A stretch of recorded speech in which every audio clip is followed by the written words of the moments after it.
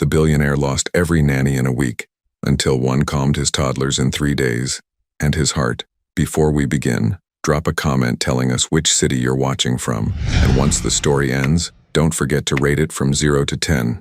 Oh, and make sure to follow our channel for more stories like this. Now, sit back and enjoy every detail. The afternoon light filtered through the floor-to-ceiling windows of the Blackthorn mansion, casting long shadows across the marble foyer. Darian Blackthorn stood at the edge of his home office doorway, his tall frame rigid with barely contained frustration, as he watched the latest nanny, Margaret something, hurry down the grand staircase with her suitcase in hand. "Mr. Blackthorn," she said, not quite meeting his piercing gray eyes. "I'm truly sorry, but this arrangement isn't working out." Darian's jaw tightened. At 40, he commanded boardrooms filled with the world's most powerful tech executives, yet he couldn't keep a single nanny in his home for more than a week.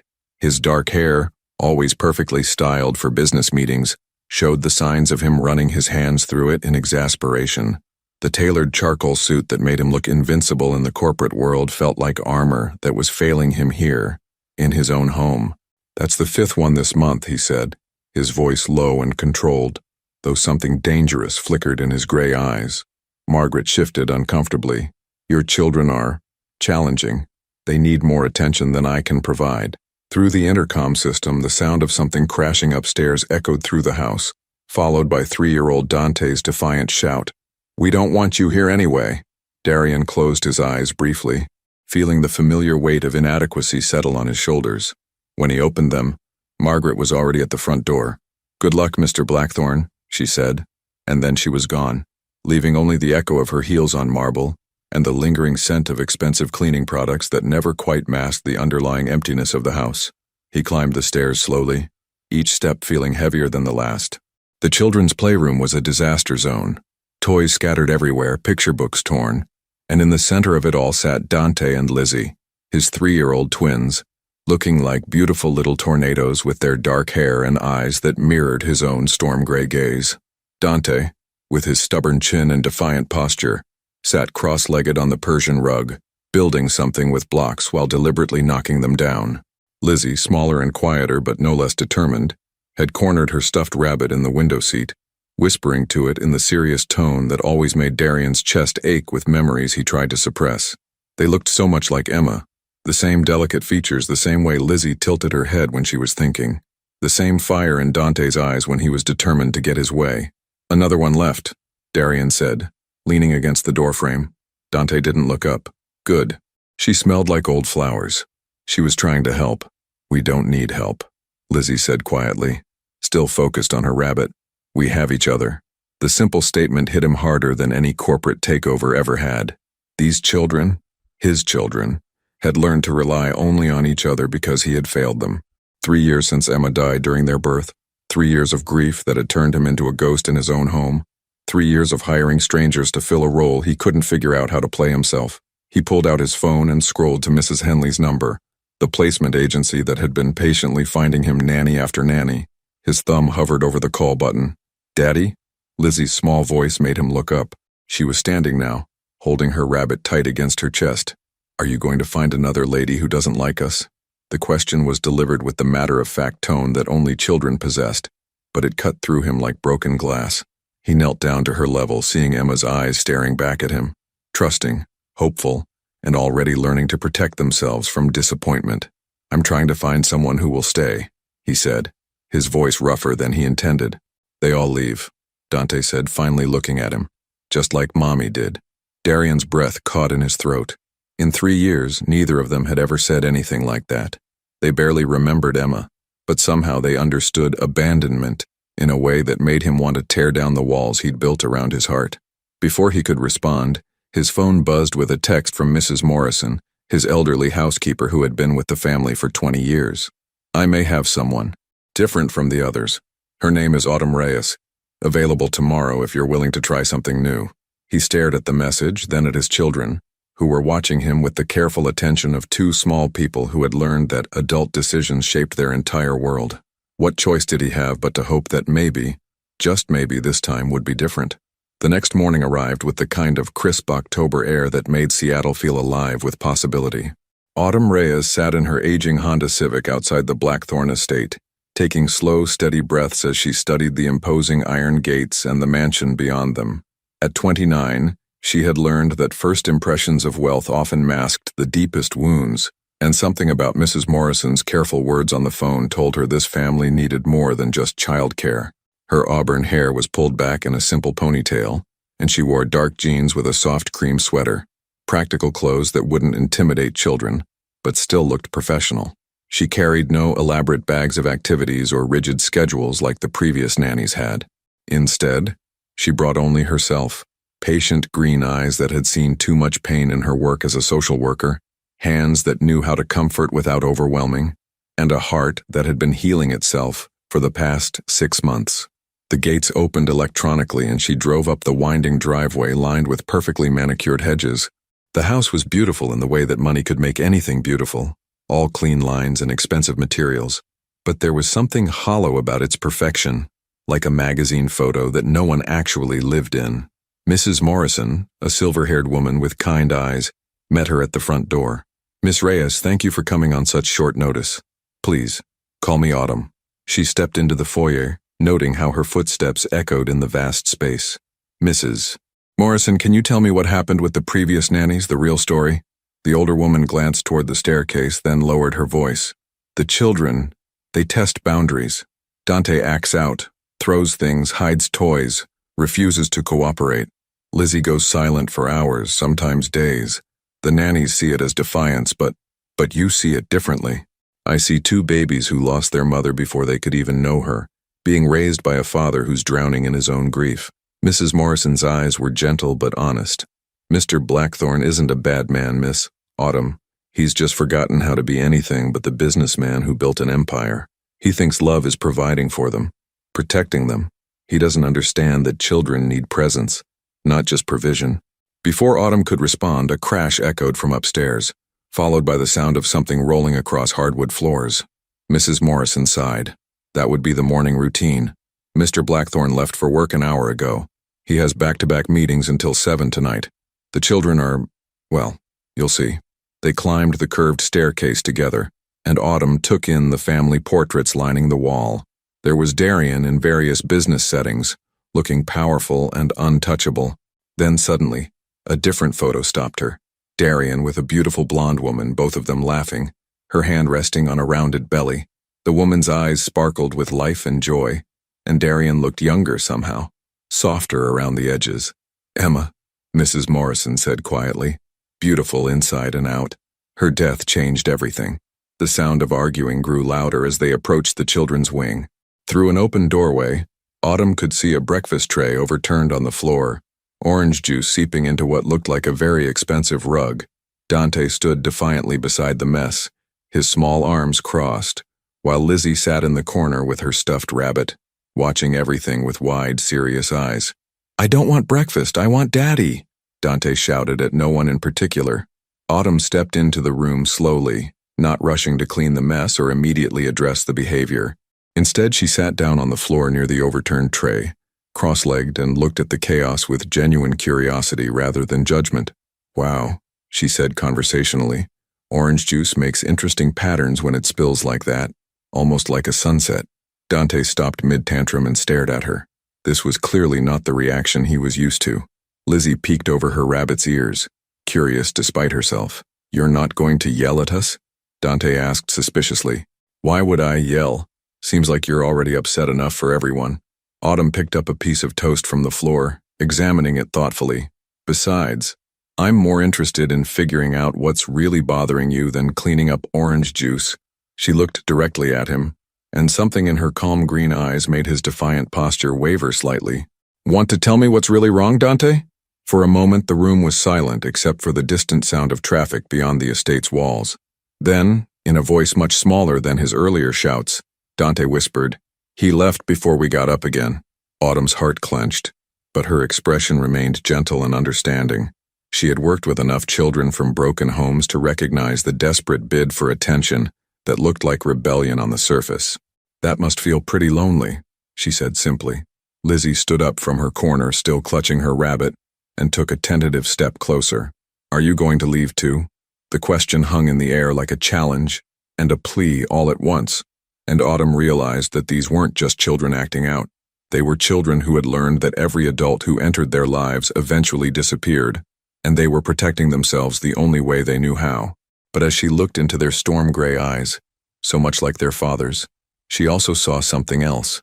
Hope, buried deep but still flickering, waiting for someone to prove them wrong. The sound of Darian's car pulling back into the driveway at noon, hours earlier than expected, drifted through the windows, and Autumn heard his rapid footsteps on the marble stairs moments later. Darian took the stairs 2 at a time, his Italian leather shoes striking the marble with sharp precision. He had left the board meeting early after receiving a text from Mrs. Morrison about another incident with breakfast, and his patience had finally reached its breaking point. Enough was enough. If this new nanny couldn't handle a simple morning routine, he would handle the children himself until he found a solution that actually worked. But as he reached the top of the staircase, something stopped him cold. Silence. Not the oppressive silence of children hiding after causing trouble, but something else entirely. A peaceful quiet that he hadn't heard in his home for 3 years. He slowed his approach to the playroom, his hand hovering over the doorknob as he heard a soft voice from within. And the little fox realized that being different wasn't something to hide from, but something that made him special. The voice was warm and melodic, with just the faintest trace of a southern accent that suggested roots far from Seattle's rain-soaked sophistication. Through the crack in the door, he could see the new nanny. Autumn, he remembered, sitting cross-legged on the floor. The breakfast mess had been cleaned up, but she wasn't lecturing the children about making messes. Instead, she was reading from a picture book, and both Dante and Lizzie were curled up on either side of her, completely captivated.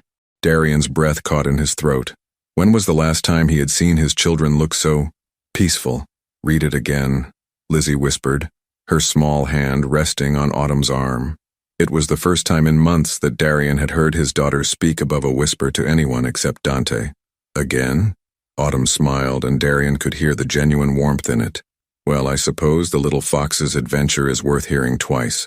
As she began the story again, Darian found himself leaning against the doorframe, studying this woman who had somehow accomplished in 3 hours what 5 previous nannies couldn't manage in a week. She was nothing like he had expected. The agency usually sent polished professional women with impressive credentials and rigid schedules. This woman looked like she belonged in a coffee shop or an art studio, not in his pristine mansion. Her auburn hair caught the afternoon light streaming through the windows, and when she smiled at something Dante said, her whole face transformed. There was something unguarded about her expression, something real in a way that made the carefully controlled environment of his home feel suddenly artificial. "Daddy!" Dante had spotted him through the crack in the door and scrambled to his feet, his earlier defiance replaced by surprised delight. "You came back." Autumn looked up as Darian stepped into the room, and for a moment their eyes met directly. Hers were green, not the sharp, ambitious green of emeralds, but the soft, deeper green of forest moss. There was intelligence there, and something else that made him feel strangely exposed, as if she could see through the expensive suit and controlled exterior to the man who was barely keeping himself together. "Mr. Blackthorne," she said, rising gracefully to her feet. She was smaller than he had initially thought, probably 5'5" to his 6'3", but there was a quiet strength in the way she carried herself. "I wasn't expecting you back so early. I heard there was an incident with breakfast." His voice came out more formal than he intended, the boardroom tone he used when he needed to maintain distance and control. "There was some spilled orange juice," she said calmly, "but we worked it out." Dante tugged on his father's suit jacket. "Daddy, Autumn says that when we're upset it's okay to feel upset, but it's not okay to hurt things or people. And she knows a story about a fox who was sad but found friends anyway." Darian looked down at his son, really looked at him, and realized that Dante's eyes were brighter than they had been in weeks. There was no defiance there now, no careful distance, just the open enthusiasm of a 3-year-old who had found someone willing to listen to him. "She read it twice," Lizzie added quietly, still holding her stuffed rabbit but no longer hiding behind it. "And she said my rabbit has a very wise expression." Something shifted in Darian's chest, a loosening of tension he hadn't even realized he'd been carrying. These were his children, actually engaging with an adult, actually happy, and he had almost forgotten what that looked like. "Mrs. Morrison mentioned you're not traditionally trained as a nanny," he said to Autumn, struggling to maintain his professional demeanor while processing the scene in front of him. "No, I'm not." She met his gaze directly, unintimidated by his towering presence or the obvious wealth that surrounded them. I was a social worker for 6 years before taking some time off. I'm used to working with children who are processing difficult emotions.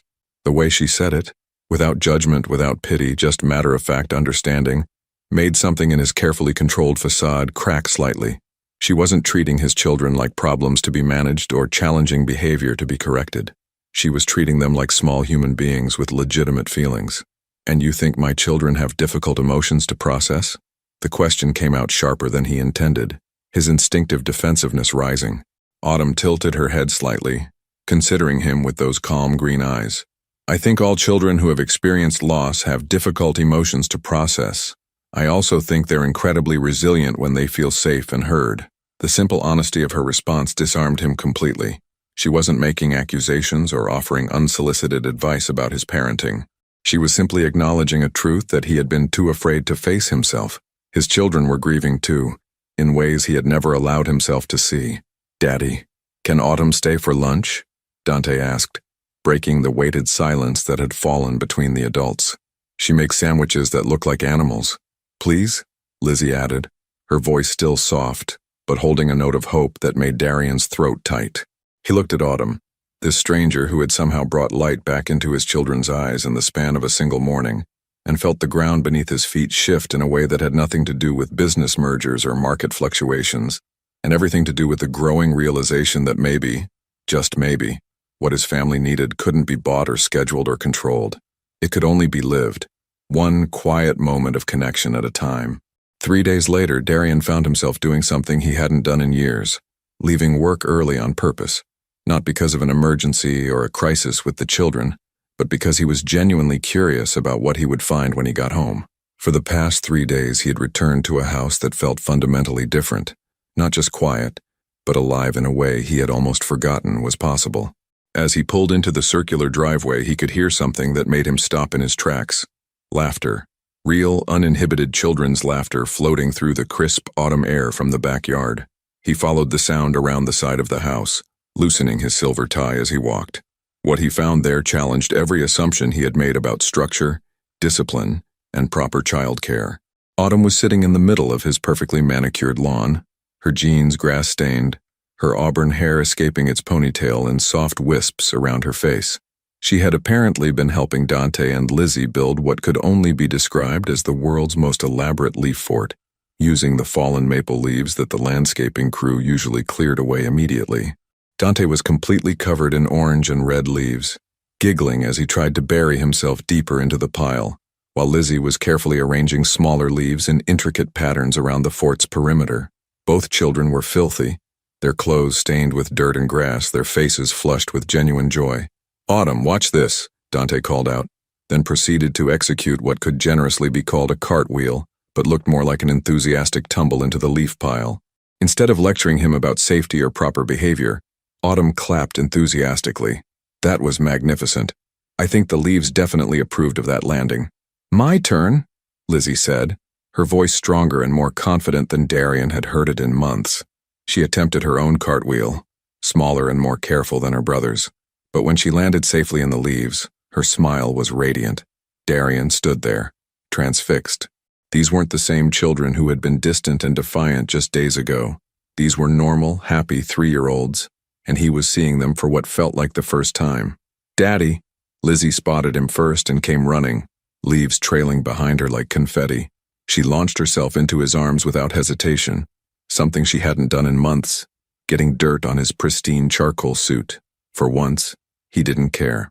"You're home early again," she said, wrapping her small arms around his neck. "Are you going to play in the leaves with us?" The question was so simple, so natural, but it hit him like a physical blow. When was the last time either of his children had invited him to play? When was the last time he had said yes? He looked over Lizzie's head at Autumn, who was now standing, brushing leaves from her sweater. She wasn't watching him with the careful deference that previous nannies had shown, waiting for his approval or disapproval. Instead, she looked genuinely curious about what he would choose to do. "Mr. Blackthorne," she said, her voice warm but respectful, "we were just finishing up. If you'd prefer the children to come inside and get cleaned up—" "No," he said quickly, surprising himself. "I mean, if they're having fun." Dante appeared at his side, tugging on his other hand. Come on, Daddy.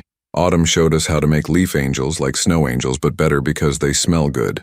Darian looked down at his son's eager face, then at his expensive suit, then at the woman who had somehow brought magic back into his sterile, controlled world in less than a week.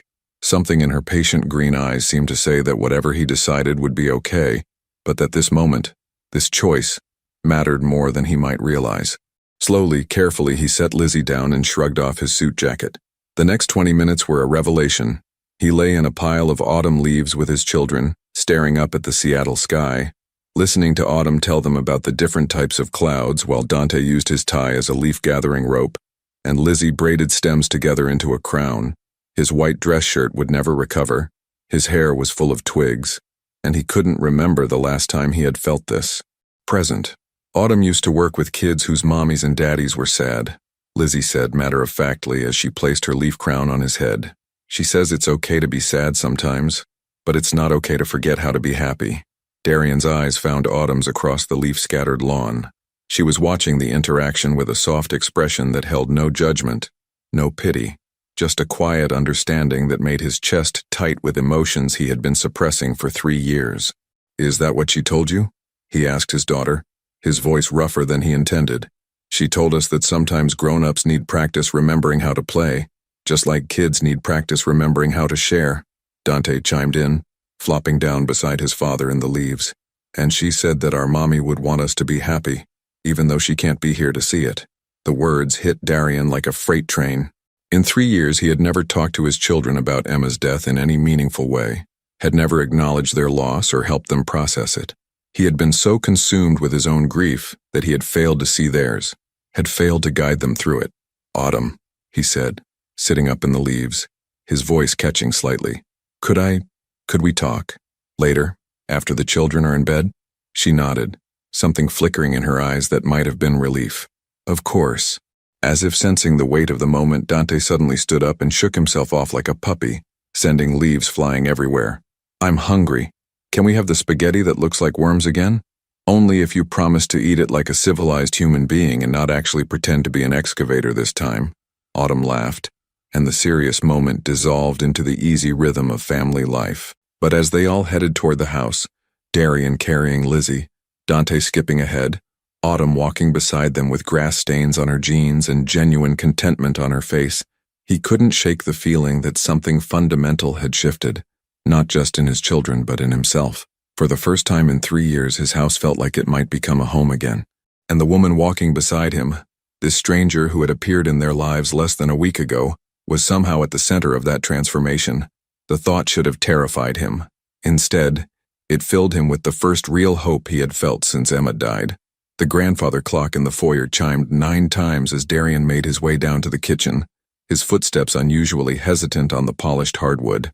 He had changed from his leaf-stained clothes into dark jeans and a simple gray sweater, the most casual he had dressed in years. Somehow, his usual armor of expensive suits felt wrong for the conversation he was about to have. He found Autumn in the kitchen, standing at the massive island with 2 steaming mugs in front of her. She had changed too, into soft leggings and an oversized cream cardigan that made her look younger, more vulnerable. Her auburn hair fell in loose waves around her shoulders, and she was staring out the window at the city lights twinkling in the distance. I made tea, she said without turning around, somehow sensing his presence. Mrs. Morrison mentioned you prefer Earl Grey in the evenings. Thank you. He accepted the mug, their fingers brushing briefly in the exchange.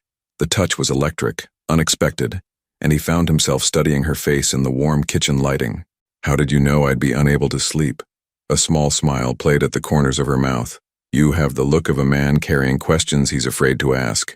They settled on opposite sides of the kitchen island, the granite surface creating a safe distance between them, though the intimacy of the quiet house made even that feel insufficient. Outside, Seattle hummed with its usual nighttime energy, but inside the Blackthorn mansion, the world had shrunk to just the 2 of them, and the weight of everything unspoken. Today, Darian began, then stopped, running a hand through his dark hair. I haven't seen my children like that since, he trailed off, unable to finish the sentence. Since their mother died, Autumn said gently, saving him from having to voice it himself. How do you know about Emma? His gray eyes sharpened slightly, not with anger but with the wariness of a man who had learned to guard his privacy fiercely. Mrs. Morrison told me the basics. And the children, they mention her sometimes. Little things. Autumn wrapped her hands around her mug, using the warmth to steady herself. Dante says you have pictures of her in your office, but nowhere else in the house. Lizzie asked me if Mommy's watch from heaven because she wants to show hers the leaf crown she made. Darian's throat constricted. I didn't know I thought if I didn't talk about it, it would be easier for them. Easier for them, or easier for you? The question was delivered without judgment, but it hit him like a physical blow. He set down his mug and stood abruptly, moving to the window, needing distance from those perceptive green eyes that seemed to see straight through him. I loved her, he said finally, his voice barely above a whisper. She made everything make sense. The empire I'd built, the success, all of it felt meaningless until I had someone to share it with. And then she got pregnant and everything was perfect. We had names picked out, nurseries designed, our whole future planned. Autumn remained silent, understanding that this was a dam finally bursting after 3 years of careful containment. She went into labor 6 weeks early. Complications.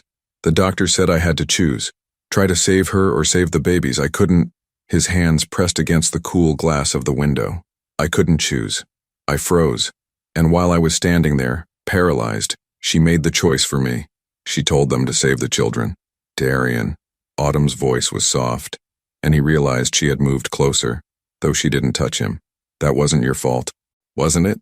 He turned to face her and she saw the raw pain he'd been hiding behind expensive suits and controlled expressions for 3 years. I'm supposed to be decisive. I make million-dollar decisions every day without hesitation. But when it mattered most, when my family needed me to be strong, I failed. You didn't fail. You were terrified and heartbroken and facing an impossible situation. And then they handed me these 2 perfect babies, and all I could see was what it had cost. Every time I looked at them, I saw Emma's sacrifice. I saw my failure. His voice cracked. What kind of father resents his children for existing? The kind who's human, Autumn said firmly, stepping closer. The kind who's grieving and scared and doing his best with unbearable circumstances. Darian, your children don't need you to be perfect. They need you to be present. He studied her face in the dim light. This woman who had walked into his broken family and somehow started putting the pieces back together, without him even realizing it was happening. How do you know so much about grief? Something flickered in her eyes, a shadow of pain that matched his own. Because I've been there. Different circumstances. Same devastating loss of someone I thought I'd spend my life with. What happened? She was quiet for a long moment, her fingers tracing the rim of her mug. My fiancé was in a terrible car accident with a drunk driver 10 months ago. We were supposed to be married in December. The doctor said he was dead, and I was so angry afterward at everything and everyone. I quit my job. Couldn't handle seeing families torn apart when mine had just been destroyed. That's why I'm here instead of working with child services. I'm still figuring out how to live with the empty space where our future used to be. The revelation hit him harder than he expected. This wasn't just a nanny hired to manage his children. This was a woman who understood loss, who was fighting her own battles with grief while somehow having the strength to help his family heal. I'm sorry, he said, meaning it completely. So am I. For you, for Emma, for those babies who lost their mother before they could know how extraordinary she must have been. Autumn's eyes glistened with unshed tears. But Darian, your children are not your punishment for surviving. They're your reason to keep living. Something broke open in his chest. 3 years of carefully contained emotion threatening to spill over. I don't know how to be what they need. You don't have to know how. You just have to try. You just have to show up. As if summoned by their conversation, a small sound drifted down from upstairs. Lizzie crying softly. Both adults froze, listening. Nightmare, Autumn said quietly, already moving toward the stairs. She gets them sometimes, usually about being lost and not being able to find anyone. Wait. Darian caught her arm gently. Let me try. Something warm and proud flickered in her eyes. She likes it when you rub small circles on her back and hum. Doesn't matter what song. As he headed upstairs to comfort his daughter, Darian felt something shift inside him. Not the complete healing of 3 years' worth of pain, but the first tentative step toward becoming the father his children deserved, and the man Emma would have wanted him to be. Behind him, Autumn remained in the kitchen, watching him go with a mixture of hope and something else. something that felt dangerously like the beginning of feelings she hadn't expected to feel again.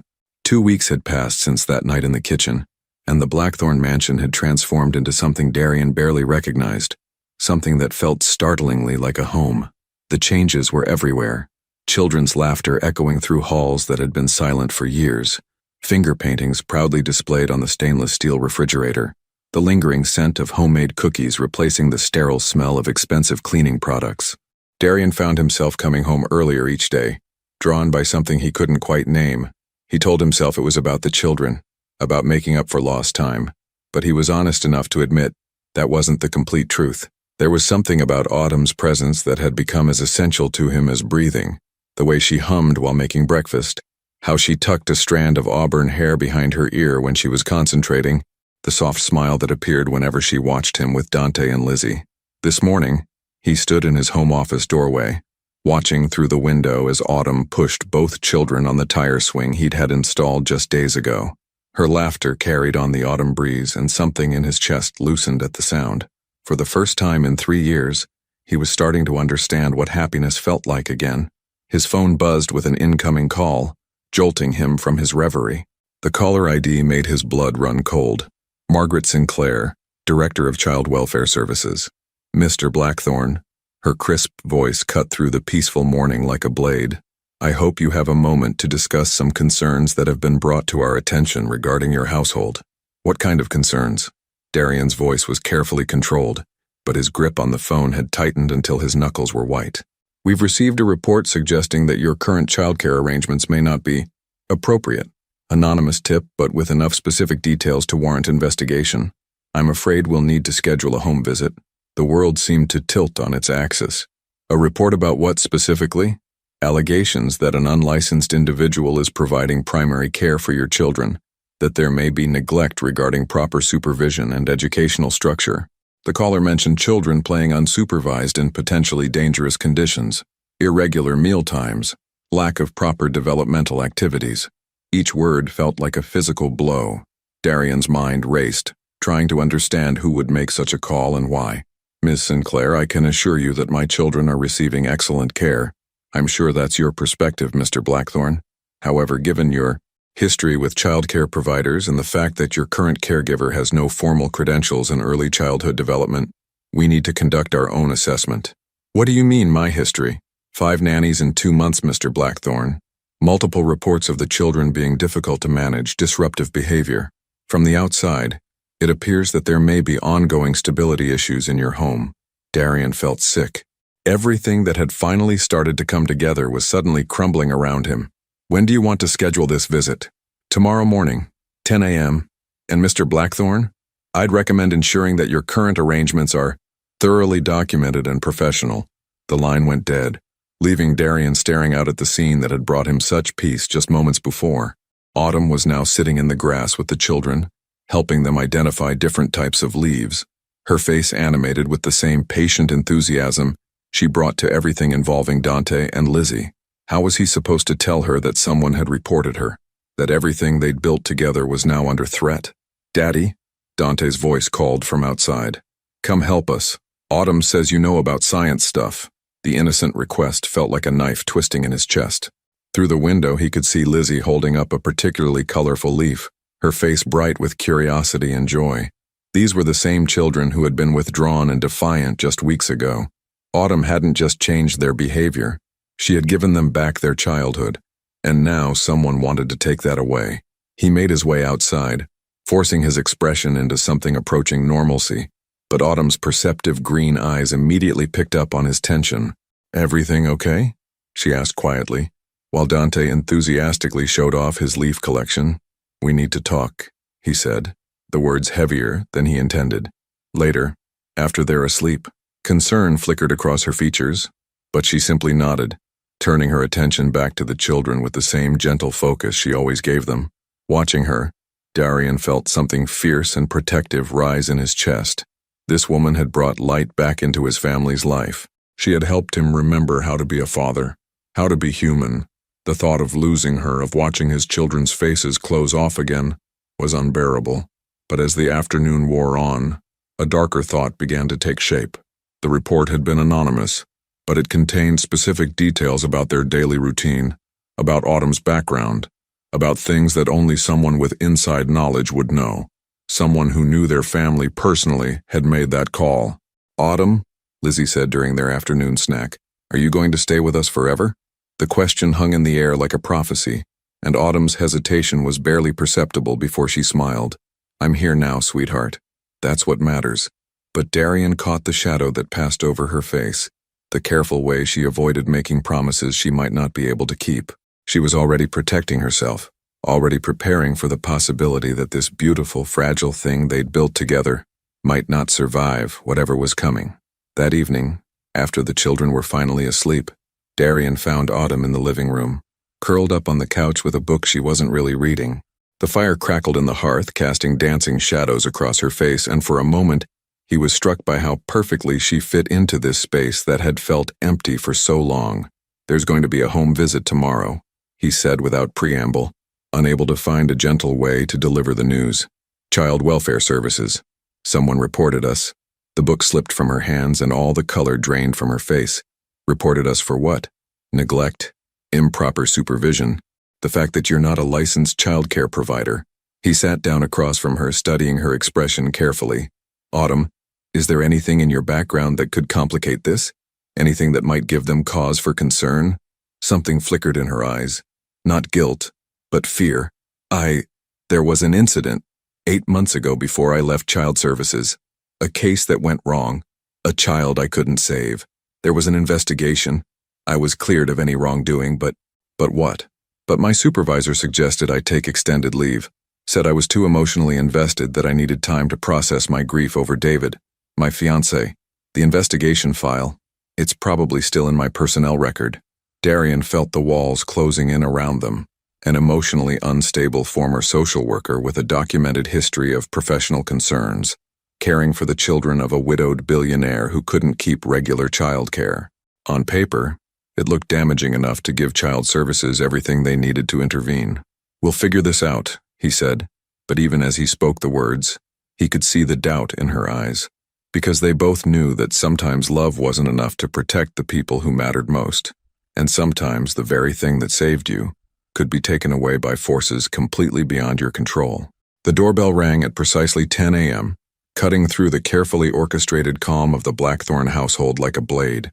Darian had been awake since 5, reviewing every detail of their daily routine, every interaction between Autumn and the children, trying to anticipate what Margaret Sinclair might find objectionable. He had even convinced himself to wear one of his most conservative navy suits, as if the right armor might protect what mattered most. Autumn stood beside him in the foyer, her hands clasped tightly in front of her. She had chosen a simple black dress and pulled her auburn hair into a neat bun, transforming herself from the warm, approachable woman who built leaf forts into someone who looked capable of handling a boardroom. But Darian could see the tremor in her fingers, the way she kept glancing toward the staircase where Dante and Lizzie were playing in their rooms, blissfully unaware that their world might be about to change forever. Margaret Sinclair proved to be exactly what Darian had feared. A middle-aged woman with steel-gray hair and the kind of expression that suggested she had seen too much disappointment to be easily impressed. She was accompanied by a younger man with a clipboard and the officious manner of someone who took his authority very seriously. "Mr. Blackthorn," she said crisply, stepping into the foyer and immediately beginning her assessment. Her eyes took in every detail, the marble floors, the expensive art, the pristine perfection that money could buy. "And this must be Miss Reyes." "Yes?" Autumn said, her voice steady despite the tension radiating from her small frame. "I'm Autumn Reyes. I've been caring for Dante and Lizzie for the past 3 weeks, without proper licensing or credentials in early childhood development," Sinclair noted, making something on her tablet. "That's quite irregular, don't you think? I have 6 years of experience as a social worker with Child Protective Services," Autumn replied calmly. "While not specifically early childhood education, I do have extensive training in child development and trauma response." "Had," the younger man corrected, glancing at his notes. "You're currently on extended leave following an investigation into professional conduct, correct?" Darian saw Autumn flinch slightly, but she kept her composure. "I took leave to process personal grief. The investigation cleared me of any wrongdoing." Before Sinclair could respond, the sound of running footsteps echoed from upstairs, followed by Dante's voice. "Autumn!" Lizzie won't share the blue crayon and she's being mean. I am not being mean. Lizzie's indignant response carried clearly through the house. You used it all morning. Sinclair raised an eyebrow.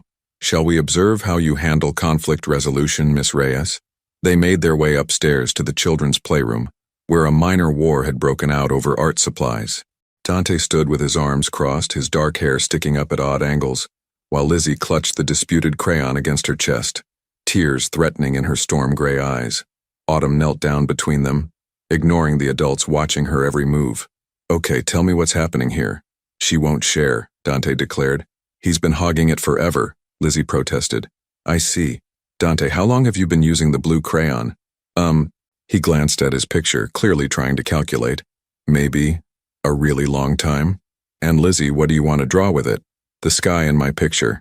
But it's not a sky without blue. Autumn nodded seriously. You're both right. Dante, you have been using it for a while, and Lizzie, skies do need blue. What do you think would be fair? Darian watched, transfixed as his children worked through the problem with Autumn's gentle guidance. No raised voices, no arbitrary rules imposed by adult authority, just patience and respect for their feelings, even over something as simple as a crayon. I guess I could let her use it for 10 minutes? Dante offered reluctantly. That's very generous. Autumn smiled. Lizzie, does that work for you? Yes. And then Dante can have it back for 10 minutes. Perfect. You both found a solution that makes everyone happy. Sinclair made more notes, but Darian couldn't read her expression. The younger man was documenting the room itself, the educational materials, the safety measures, the general organization. Mr. Blackthorne, Sinclair said quietly, might we speak privately while Miss Reyes continues with the children? They moved to his home office, where Sinclair settled into one of the leather chairs across from his desk. With the air of someone preparing for an interrogation, the anonymous report was quite detailed, she began. It mentioned erratic behavior from the children, lack of structure, potential safety hazards. What I'm observing doesn't match those allegations. Because they were false, Darian said firmly. My children have never been happier or more stable. Yes, I can see that. Which makes me wonder. She consulted her tablet. The caller knew quite a bit about your family's history, the previous nannies, the specific challenges with the children, even details about Miss Reyes's background that wouldn't be public knowledge. A cold realization began to form in Darian's mind. You think it was someone with inside access? I think someone wanted to cause trouble for your family specifically. The question is who? Before he could answer, the sound of a car door slamming in the driveway drew their attention to the window. Darian looked out and felt his blood turn to ice. Victoria Sterling Chen stood beside a sleek black Mercedes, adjusting her designer sunglasses with the predatory grace of someone who had come for a fight. His former sister-in-law, Emma's older sister, had arrived unannounced, and the timing was far from coincidental. Expecting someone? Sinclair asked, noting his expression. Unfortunately, Darian muttered, already moving toward the stairs. Victoria let herself in through the front door as if she still lived there, her Louboutin heels clicking against the marble with sharp precision. At 38, she was stunning in the cold, calculated way that money and professional maintenance could achieve. Her platinum blonde hair was pulled back in a severe chignon, and her black Chanel suit looked like armor designed for corporate warfare. Darian, she said, her voice carrying the faint trace of condescension that had always set his teeth on edge. I see you have visitors. Victoria, what are you doing here? Her smile was sharp as glass. I heard there were some concerns about the children's welfare. As their only remaining blood relative besides you, I felt I should be present. The pieces clicked into place with sickening clarity. Victoria had made the anonymous report. She had used her knowledge of his family to try to destroy the happiness they had finally found. You, he said, his voice low and dangerous. You called them. I called them because I'm concerned about my sister's children being cared for by some emotionally unstable woman with questionable professional history, she said coolly. Emma would be horrified to know that her babies are being raised by a stranger while you're too busy playing house to notice. The words hit their target with devastating accuracy. Every insecurity, every moment of doubt he'd had about his worthiness as a father came rushing back. But before he could respond, a small voice cut through the tension like a knife. Aunt Victoria? Lizzie stood at the top of the stairs, her face lighting up with genuine joy. You came to visit. She started down the stairs, and Darian's heart clenched as he realized that his daughter had no idea that the woman she was running toward had just tried to destroy their family. Lizzie threw herself into Victoria's arms with the uncomplicated joy of a child who remembered only the good times, birthday presents and Christmas visits, not the underlying tension that had always existed between Victoria and Darian. Victoria caught her niece smoothly, her expression softening for just a moment before the mask of cold determination slipped back into place. "Hello, darling," Victoria murmured, kissing the top of Lizzie's dark hair. "You've grown so much since I last saw you." "That was at Christmas," Lizzie said matter-of-factly. "Daddy said you were too busy to visit anymore." Something sharp flickered in Victoria's blue eyes as she looked over Lizzie's head at Darian. "Daddy says a lot of things, doesn't he?" Margaret Sinclair watched the family dynamics unfold with the keen interest of someone trained to read between lines. Autumn had appeared at the top of the stairs with Dante, who hung back uncertainly, clearly sensing the tension even if he didn't understand its source. "Mrs. Sterling Chen," Sinclair said, consulting her tablet. "You're the one who contacted our office." Victoria set Lizzie down gently but kept one manicured hand on her shoulder. "I am. As Emma's sister and the children's aunt, I have a responsibility to ensure their well-being." "Aunt Victoria," Dante said cautiously, finally making his way down the stairs. "Why are there strangers in our house? These nice people are just making sure you and Lizzie are happy and safe," Victoria said, her voice taking on the artificially sweet tone adults used when they were about to deliver devastating news to children. "Sometimes when daddies are very busy with work, they don't notice if things aren't quite right at home." "Things are right," Lizzie said, confused. "Autumn makes pancakes that look like animals, and Daddy plays in the leaves with us now." "Does he?" Victoria's smile was sharp. "And who is Autumn, sweetheart?" Before either child could answer, Autumn stepped forward, her composure steady despite the obvious hostility radiating from Victoria. "I'm Autumn Reyes. I've been helping care for Dante and Lizzie." Victoria's gaze swept over her dismissively, taking in her simple dress, her lack of expensive accessories, the way she instinctively moved closer to the children when threatened. "I see. And what qualifies you to care for my sister's children?" 6 years of experience in child welfare services," Autumn replied evenly, "and 3 weeks of getting to know 2 remarkable children who deserve love and stability." "Love and stability," Victoria repeated, her voice dripping with disdain. "Is that what you call it? Because from what I understand, you're an emotionally compromised former social worker who left her job under questionable circumstances." Darian stepped forward, his jaw tight with barely controlled anger. "That's enough, Victoria." "Is it? Because I think these children deserve better than to be experimental subjects for someone working through her own trauma." Victoria's voice rose slightly and both children pressed closer to Autumn instinctively. Emma would be horrified to know that her babies are being used to heal some stranger's broken heart. The words hit Autumn like physical blows, and Darian saw her face go pale.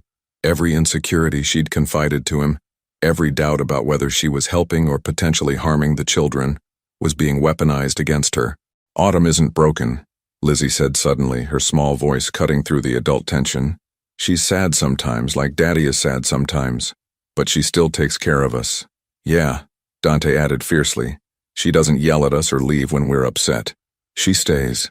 Margaret Sinclair made more notes, and Darian realized that Victoria's attack was backfiring. The social worker was witnessing the children's genuine affection for Autumn, their instinctive defense of her, their obvious security in her presence. But Victoria wasn't finished.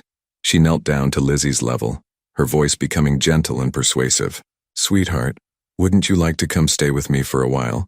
I have that big house in Bellevue with the swimming pool, remember? And I could hire you a proper nanny, someone with the right training." "I don't want a proper nanny," Lizzie said, confusion clear in her storm-gray eyes. "I want Autumn. And I want to stay home with Daddy," Dante added, moving to stand protectively in front of his sister. Victoria's mask of patience began to slip. "Children don't always know what's best for them. That's why adults have to make difficult decisions." "You're right," Darian said quietly, and everyone turned to look at him. "Children don't always know what's best for them. But I do know what's best for mine." He moved to stand beside Autumn, his hand finding hers in a gesture that was both protective and possessive. "Victoria, you made the anonymous report because you're threatened by the fact that my children are finally happy. For 3 years, you've watched me struggle, watched them struggle, and you never once offered to help. But the moment someone comes into our lives who actually makes a difference, you try to destroy it." "I'm trying to protect them." "No, you're trying to control them. The same way you tried to control Emma."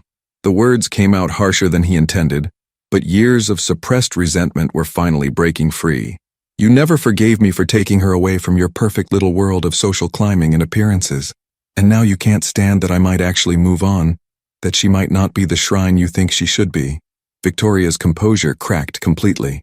How dare you? Emma was my wife, Darian said firmly. And if she were here, she would want her children to be loved and happy. She would want them to have a mother figure who puts their needs first, not someone who sees them as accessories to her own image. I am their family. Family doesn't use children as weapons, Autumn said quietly, her voice steady despite the tears threatening in her green eyes. Family protects children, even when it's difficult, even when it means putting aside your own wants for their needs. Margaret Sinclair closed her tablet with a decisive snap. I think I've seen enough. The room fell silent, everyone waiting for her verdict. Darian felt Autumn's hand trembling in his, felt his children pressed against their sides, and realized that whatever happened next would determine not just their future, but whether the fragile family they'd built could survive the forces trying to tear it apart. Mr. Blackthorne, Sinclair said finally, your children are clearly well cared for, emotionally stable, and thriving in their current environment. While Miss Reyes may not have traditional childcare credentials, her experience in social services and the obvious bond she's formed with your children speak volumes. Victoria's face went white with rage. You can't be serious. This woman, Sinclair interrupted, has accomplished what 5 previous caregivers could not. She's created a stable, loving environment for 2 children who have experienced significant trauma. The allegations in the anonymous report appear to be unfounded and motivated by personal grievances, rather than genuine concern for child welfare. She turned to Victoria with the kind of look that suggested she'd dealt with vengeful family members before. Mrs. Sterling Chen, I would strongly advise you to reconsider your approach to your relationship with your niece and nephew. Children need love, not litigation. As Sinclair and her assistant gathered their things to leave, Darian felt something shift permanently in his understanding of what family meant. It wasn't about blood or obligation or maintaining the status quo. It was about the people who showed up, who stayed through the difficult moments, who chose love over control. Victoria stood in his foyer, isolated and furious, having lost the battle she'd started. But as he looked at his children, safe in the circle of Autumn's arms, Darian realized that Victoria's attack had accomplished something she never intended. It had forced him to finally, completely choose his new family over the ghosts of his past. The house felt different in the aftermath of Victoria's departure, lighter somehow, as if a weight that had been pressing down on them for years had finally been lifted. The children had recovered from the morning's drama with the resilience that only 3-year-olds possessed and were now napping peacefully in their rooms, exhausted by the emotional intensity they didn't fully understand. Darian stood in the kitchen, still wearing his navy suit but with his tie loosened and his sleeves rolled up, staring out at the garden where this whole transformation had begun months ago. The late afternoon sun cast everything in gold, and he could almost see the ghosts of their recent happiness. Autumn reading under the oak tree, the children building their elaborate leaf fort, the sound of laughter that had become as essential to him as breathing. They're asleep, Autumn said softly from the doorway, and he turned to find her watching him with an expression he couldn't quite read. She had changed from her formal black dress into jeans and a soft gray sweater, but there was something different about her now, a wariness that hadn't been there before Victoria's poisonous words. Good. They needed the rest after everything. She moved into the kitchen but kept her distance, fidgeting with the sleeves of her sweater in a way that told him she was working up to something difficult. Darian, we need to talk. The word sent a chill through him that had nothing to do with the October weather. If this is about what Victoria said, it's not about what she said.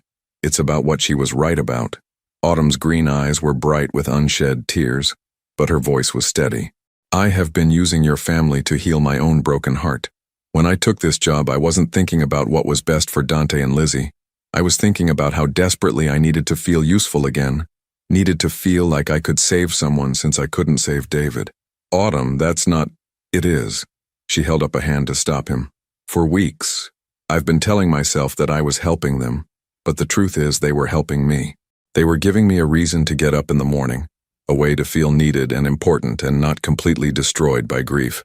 Darian moved closer, his heart clenching at the pain in her voice. Even if that's true, it doesn't change what you've given them, what you've given all of us, doesn't it? She laughed, but there was no humor in it. I'm not trained for this, Darian. I'm not a child development specialist or an early childhood educator. I'm a grief-stricken woman who got lucky because two lonely children needed exactly the kind of broken attention I had to offer. You're not broken. Yes, I am. The tears finally spilled over, tracking down her cheeks in silent streams. I'm completely shattered, and I've been pretending otherwise because being here, being needed by them, made the pain bearable for a little while. But what happens when they need more than I can give?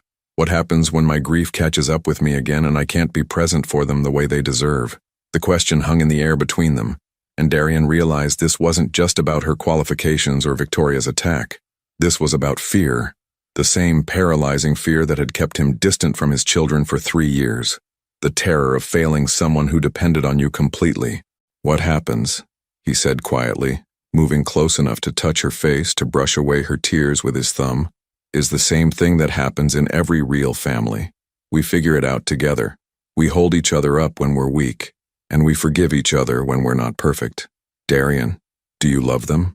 He asked, his gray eyes searching hers, not as a professional obligation or a way to heal yourself, but as children who have become part of your heart?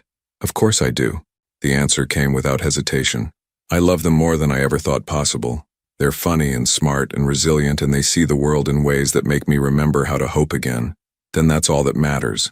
Everything else, credentials, training, past mistakes, none of that matters compared to love. It's not that simple, isn't it? He cradled her face in both hands now, forcing her to meet his gaze. Autumn, you've spent 3 weeks proving that love is exactly that simple.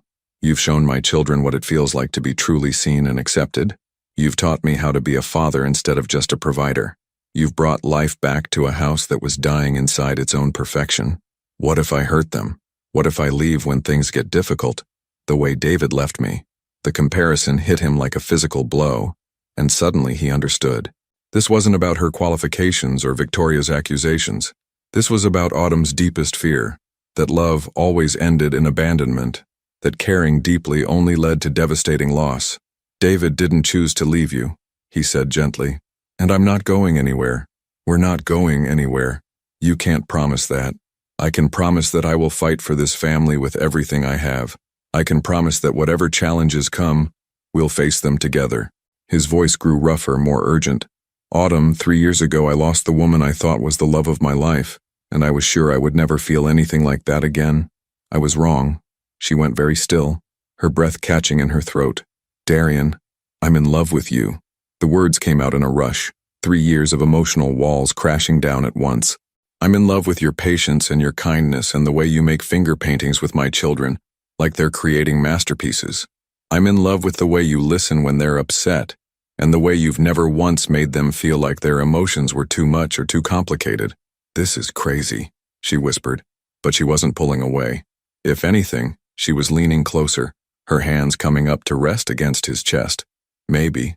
But if it's crazy, then I don't want to be sane anymore. He rested his forehead against hers, breathing in the scent of her shampoo, the warmth of her presence. I spent 3 years thinking that moving on meant betraying Emma's memory, but you've shown me that love doesn't diminish when you share it, it grows.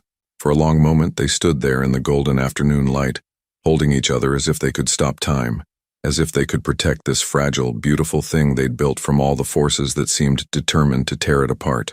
I love you too, Autumn finally whispered, and the words hit him harder than any business victory ever had. I love you and I love those children, and I'm terrified of losing any of it. Then stay, he said simply, not as their nanny, not as someone I hired to fix my problems, but as part of our family. Stay and help me figure out how to be better at this whole parenting thing. Stay and let me show you that not all love ends in goodbye. Before she could answer, the sound of small feet padding down the hallway announced that nap time was over. Dante appeared in the kitchen doorway, his dark hair sticking up at impossible angles, rubbing his eyes sleepily. Autumn? Are you sad? He asked with the direct concern that only children possessed. She knelt down to his level, her heart full to overflowing with love for this small boy who worried about her feelings even fresh from sleep. No, sweetheart, I'm not sad anymore. Good, he said matter-of-factly, then climbed into her arms for a post-nap cuddle. Can we make cookies? The kind with the chocolate chips that look like tiny smiles? Over his head, Autumn's eyes met Darian's, And in that moment, surrounded by the ordinary magic of family life, she knew that this was where she belonged. Not because she was running from grief, but because she had found something worth running toward. 6 months later, the Blackthorn mansion had been transformed into something that would have been unrecognizable to the sterile monument to grief it had been a year ago. Children's artwork covered the refrigerator, family photos lined the hallways, and the sound of laughter was so common that Mrs. Morrison had started humming while she worked. But on this particular morning in late April, as Seattle's famous spring rain drummed against the windows, Darian found himself facing a crisis that made Victoria's attack seem simple by comparison. The letter had arrived by courier at 7 a.m., marked urgent and confidential. David Chen, Autumn's deceased fiancé, was not dead.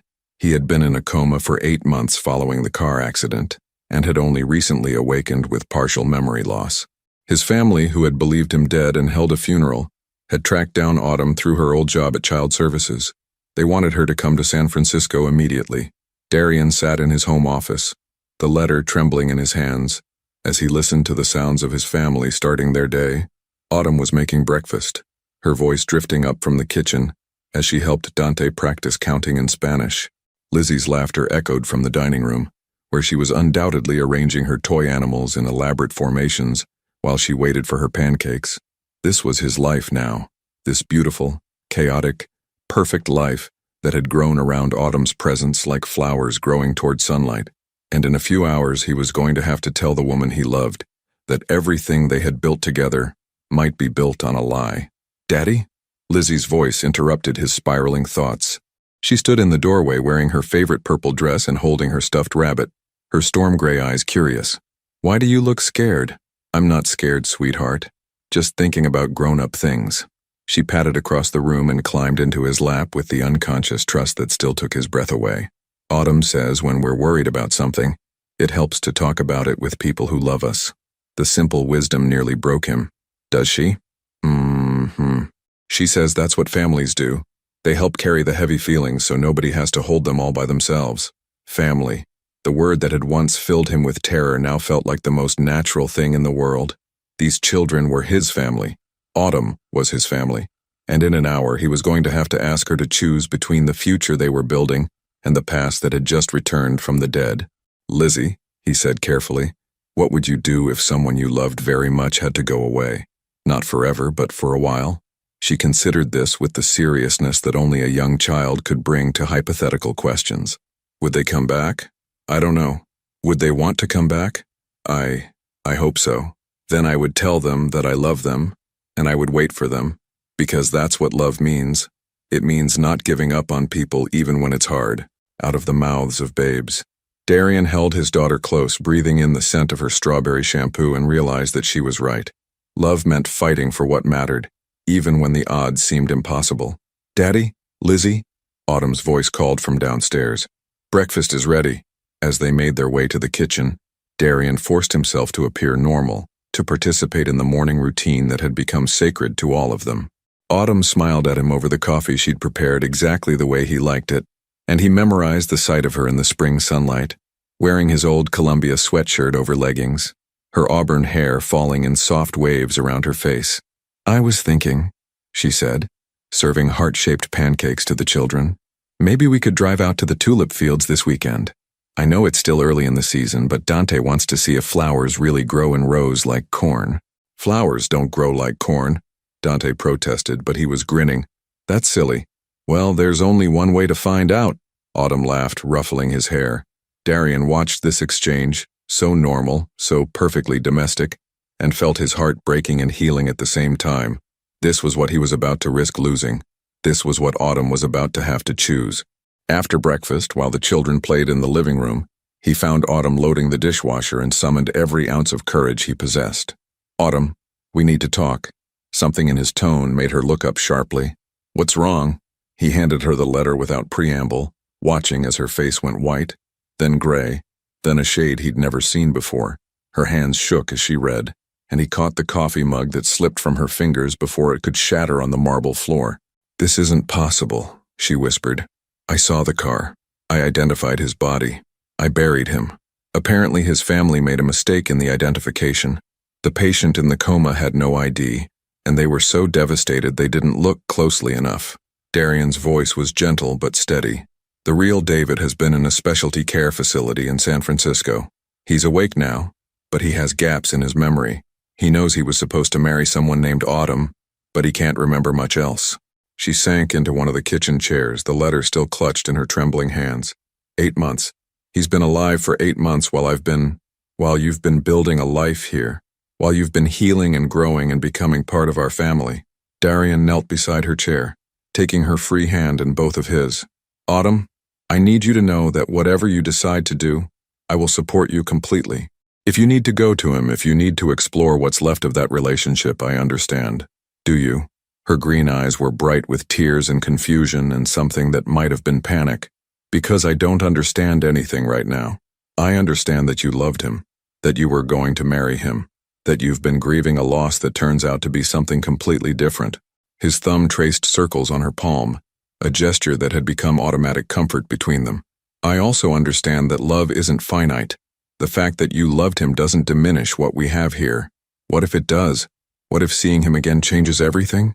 Then we'll deal with that when it happens, but Autumn, I need you to hear me clearly. I love you. Not as a replacement for someone else, not as a convenience or a solution to my problems, but as the woman who brought my children back to life and taught me how to live again. That love isn't going anywhere regardless of what happens with David. She was crying openly now, and he pulled her into his arms, holding her while she sobbed against his chest. Through the archway, he could see Dante and Lizzie playing with their blocks, their voices a soft counterpoint to Autumn's tears. What am I supposed to do? She whispered against his shirt. You're supposed to go to San Francisco, he said, the words tearing his heart out even as he spoke them. You're supposed to see him, talk to him, figure out what's real and what's just the ghost of a life you thought you'd lost forever. And if I go, what happens to us? What happens to them? We'll be here when you get back. However long it takes, whatever you need to work through, we'll be here. She pulled back to look at him, her face streaked with tears but her eyes searching his with desperate intensity. How can you be so sure? Because in the past 6 months, you've shown me what real love looks like. It's not possessive or demanding or afraid of competition. It's patient and generous and brave enough to let people make their own choices.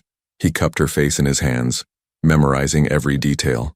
I love you enough to let you go figure out what your heart needs because I trust that what we have is strong enough to survive the truth. Darian. Autumn. Lizzie's voice interrupted them, and they turned to see both children standing in the kitchen doorway, their faces serious with the kind of intuitive understanding that children possessed. Are you crying because you're sad or because you're happy? Lizzie asked, moving closer with her characteristic directness. Both, sweetheart, Autumn managed, wiping her eyes. Sometimes grown-ups cry when they have big feelings that are too complicated for just one emotion. Dante climbed into her lap without invitation, his small arms going around her neck. Are you going away? The question hung in the air like a challenge to everything they'd built together. Autumn looked at Darian over Dante's head, her eyes asking for permission to tell the truth. He nodded. I might have to go away for a little while, she said carefully. Someone I used to know needs my help figuring out some important things. Will you come back? Lizzie asked, the question carrying the weight of every abandonment she'd ever experienced. Autumn's eyes met Darian's across the kitchen, and in that moment, he saw her make a choice that would change everything. Yes, she said firmly, her voice stronger than it had been all morning. I will come back. Because this is my family, and families don't give up on each other. As she held his children and promised them a future he wasn't sure she could deliver, Darian felt something settle in his chest that felt like peace. Whatever happened in San Francisco, whatever truths emerged from the past, they would face it together. Because love, he had learned, wasn't about avoiding difficult choices. It was about making them with courage and faith and the absolute certainty that some things were worth fighting for, no matter what the cost. 1 year later, the October afternoon was crisp and bright, the kind of perfect Seattle day that made residents forget about the months of rain to come. In the backyard of the Blackthorn mansion, preparations were underway for what 4-year-old Dante had declared the most important party ever, and for once, his tendency toward dramatic pronouncements was entirely accurate. Darian stood at the kitchen window, adjusting his charcoal gray tie for the 3rd time in 10 minutes, watching as Mrs. Morrison directed the placement of white chairs on the lawn where, just over a year ago, Autumn had first taught his children how to make leaf angels. Today, those same chairs would witness something infinitely more precious, the official beginning of the family they had all chosen to create. "Daddy, you look nervous," Lizzie observed from behind him, and he turned to find his daughter resplendent in a pale pink dress, her dark hair crowned with a wreath of baby's breath and white roses.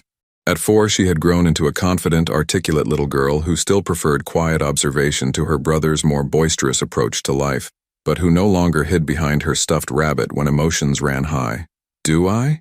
He knelt to her level, straightening the small bouquet of white roses she would carry as flower girl. "Maybe a little. This is a pretty important day. Autumn says it's okay to be nervous about important things as long as you remember that the people who love you are right there with you." Autumn. Just thinking her name made his chest tight with anticipation and gratitude, and a love so profound it still caught him off guard sometimes. She had been gone for 6 weeks last spring, 6 of the longest weeks of his life, while she traveled to San Francisco to confront the impossible situation with David. The reunion had been devastating and healing in equal measure.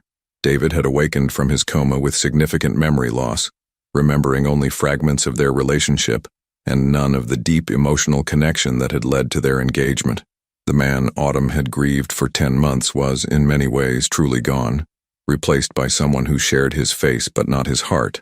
More importantly, those 6 weeks apart had taught Autumn something crucial about the nature of love itself. What she had felt for David was real and valid and deserving of grief, but it belonged to a different version of herself, a woman who no longer existed.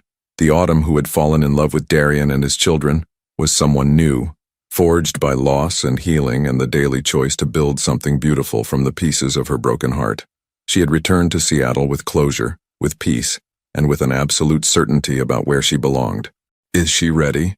Dante asked, bouncing into the kitchen wearing his miniature black suit and the ring-bearer's pillow tied carefully to his wrist.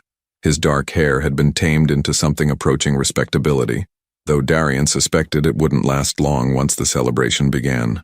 "I think so," Darian said, though truthfully he had been banned from the bridal suite, formerly the guest bedroom, for the past 2 hours while Autumn and her small army of helpers prepared for the ceremony. "Can we go check?" Dante's eyes sparkled with mischief. "Just to make sure she didn't change her mind?" "She's not going to change her mind," Lizzie said, with the supreme confidence that only a 4-year-old could muster. "She told me yesterday that marrying us was the easiest decision she ever made." "Marrying us." Darian smiled at his daughter's phrasing, which captured something essential about what was happening today. This wasn't just a wedding between 2 adults. It was the formal recognition of a family that had been growing organically for over a year, rooted in love and choice and daily commitment to each other's happiness. A soft knock on the kitchen door interrupted his thoughts, and he opened it to find Emma's parents standing on the threshold. Robert and Helen Whitmore looked older than he remembered, but their smiles were genuine as they took in the scene of controlled chaos around them. "Darian," Helen said warmly, embracing him with the easy affection of family. "The children look absolutely beautiful." "Grandma Helen," Lizzie threw herself into her grandmother's arms with enthusiasm. "Look at my flowers." "Grandpa Robert," Dante added, tugging on his grandfather's hand. "Want to see my ring pillow? I've been practicing not dropping it for weeks." Darian felt a moment of complex emotion as he watched his former in-laws with the children. Their relationship had been strained after Emma's death, marked by grief and blame and the difficulty of maintaining connection without her as the bridge between them. But Autumn's presence in their lives had somehow healed that rift too, giving them permission to love their grandchildren without the complicated weight of loss overshadowing every interaction. "She would be so happy," Helen said quietly, stepping beside Darian as they watched Robert examine Dante's ring pillow with appropriate gravitas. "Emma, she would be so happy to see them like this, to see you like this." "I hope so," Darian said, meaning it completely. "I know so. Emma wanted you to be loved, Darian. She wanted her children to have a mother who would cherish them. She wanted her family to be whole." Helen's eyes were bright with tears, but her smile was radiant. "Autumn is exactly what she would have chosen for all of you." Before he could respond, Mrs. Morrison appeared in the doorway, her expression both businesslike and tender. "Mr. Blackthorne, it's time." The ceremony itself was small and intimate, just 40 guests gathered on the lawn where so much of their love story had unfolded. Autumn had wanted something simple, meaningful, focused on family rather than spectacle. As Darian took his place beside Pastor Williams, with Dante and Lizzie flanking him like small protective guards, He felt the weight of the moment settle around him like a blessing. The music began, not the traditional wedding march, but the gentle acoustic melody of At Last played by the string quartet Autumn had insisted on, and he looked up to see her at the top of the back steps. She was breathtaking. The dress was simple elegance incarnate, ivory silk that skimmed her curves without ostentation, a square neckline that showcased the delicate gold necklace he had given her for Christmas, sleeves that fell to just below her elbows. Her auburn hair was arranged in loose waves that cascaded over one shoulder, held back by a simple comb adorned with the same white roses that crowned Lizzie's head. But it was her expression that stopped his breath completely. Pure joy radiated from her face as her green eyes found his across the garden, a smile so luminous it seemed to light up the entire afternoon. This was a woman who had chosen love over fear, who had chosen their imperfect, beautiful, complicated family over the safety of solitude. She walked toward him slowly, not down a traditional aisle, but along the winding garden path where they had taken so many evening walks while the children played. She carried no bouquet. Her hands were free to touch the roses climbing the arbor, to wave at Mrs. Morrison, to blow a kiss to Dante when he wiggled his fingers at her in excitement. When she reached him, when she placed her small hands in his and smiled up at him with enough love to power the entire city, Darian felt the last pieces of his carefully guarded heart finally, completely, come home. "Dearly beloved," Pastor Williams began, but Darian was only half listening to the familiar words. Instead, he was memorizing this moment, the way the afternoon light caught the gold in Autumn's hair, the sound of Lizzie's giggle when Dante whispered something in her ear, the feeling of absolute rightness that had settled in his chest like a benediction. "Do you, Darian, take Autumn to be your wife, to love and cherish in joy and in sorrow, in plenty and in want, for as long as you both shall live?" "I do," he said, his voice steady and sure, "and I promise to love her not just as my wife, but as the mother of my children, as the heart of our home, as the woman who taught us all how to be a family."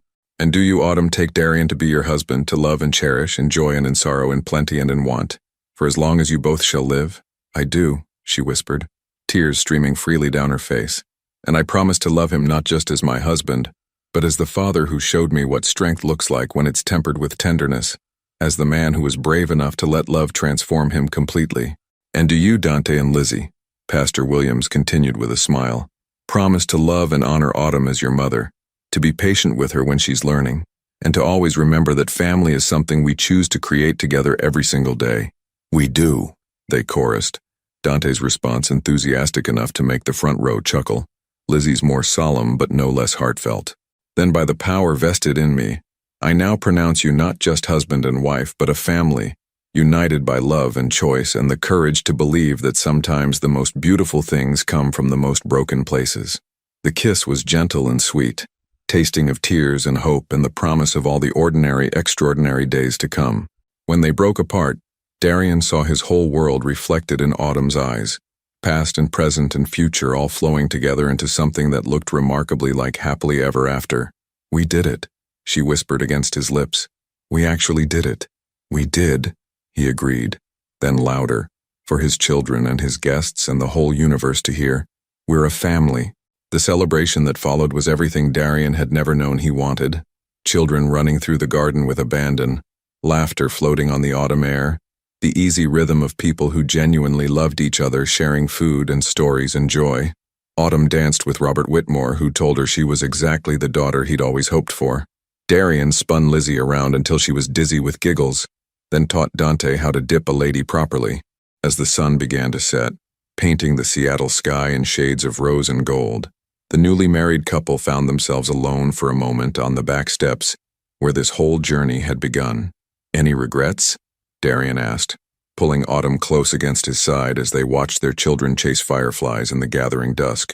"Only one," she said, and his heart stopped for a moment before she continued with a smile.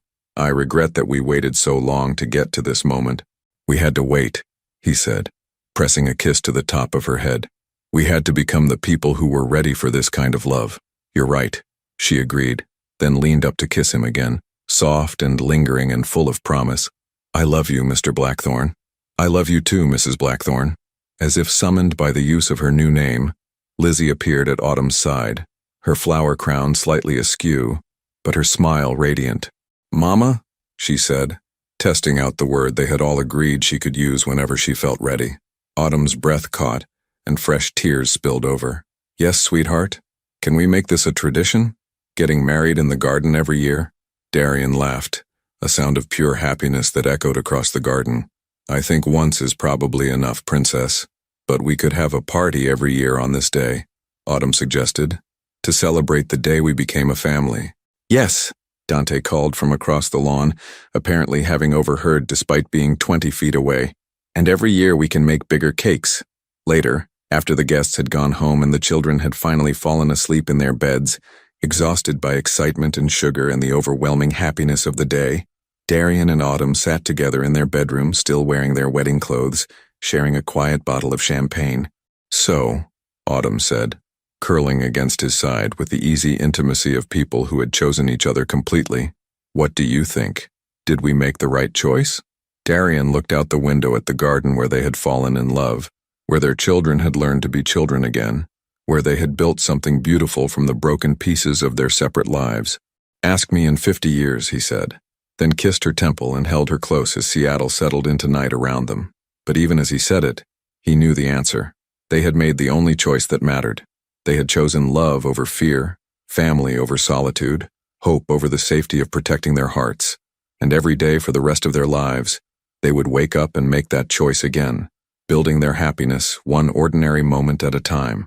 Because sometimes the greatest love stories weren't about grand gestures or dramatic declarations. Sometimes they were about a woman who could calm frightened children and teach a broken man how to live again, about a man brave enough to let love transform him completely, about the daily miracle of people choosing each other over and over again. Sometimes the greatest love stories were simply about coming home. Would you have made the same choice if you were in Autumn's position? When faced with a life-altering decision between past love and present happiness, what would guide your heart? Your participation means a lot to the channel. Please share your thoughts in the comments. Thank you for watching. If you enjoyed the story, please subscribe to our channel and leave a comment below letting us know what you thought. Your feedback and support mean a lot to us. Stay tuned for more exciting stories.